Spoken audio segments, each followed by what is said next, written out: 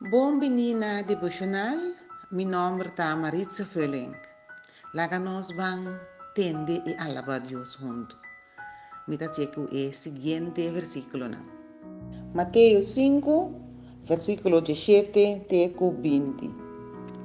Não pensa que me abini pone fim na ciência de e-book de lei e de profeta não. Al contrário, me abini para assina milaga na nificação verdadeiro salina clá. Me ta segura boso. Prometo cielo e terra passa bem, nenhum letter chiqui, nenhum pida de letter de lei lo no passa bem, prometo turco sucede. Pese anto, se gente não manter hasta de mandamento não, de menos importância na vigor, e assim outra gente ha si mesmo gosto, lo eta de menos importância do reino de cielo. Pero isso que cumpre com não, e se outra gente cumpre com não, lo eta importante do reino de cielo. A mim também saboso. Se você não cumpre com a lei, roupe mais melhor que o fariseu e doutor de lei, você não está dentro do reino de cielo.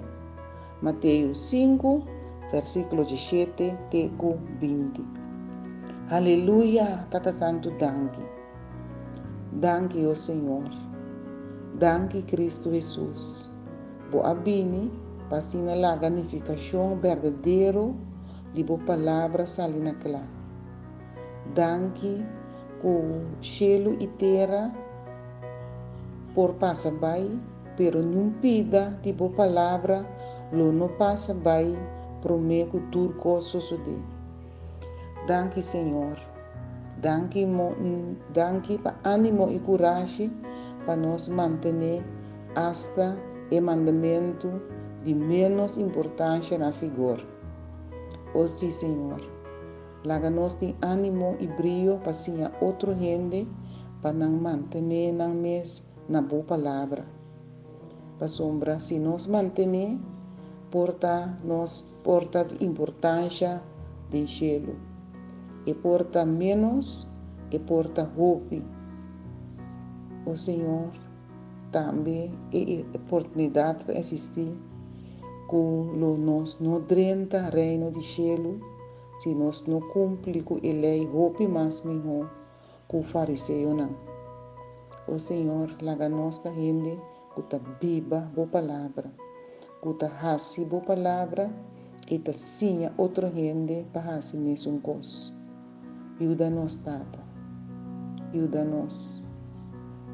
Te pedimos bendicionar-nos de verdade.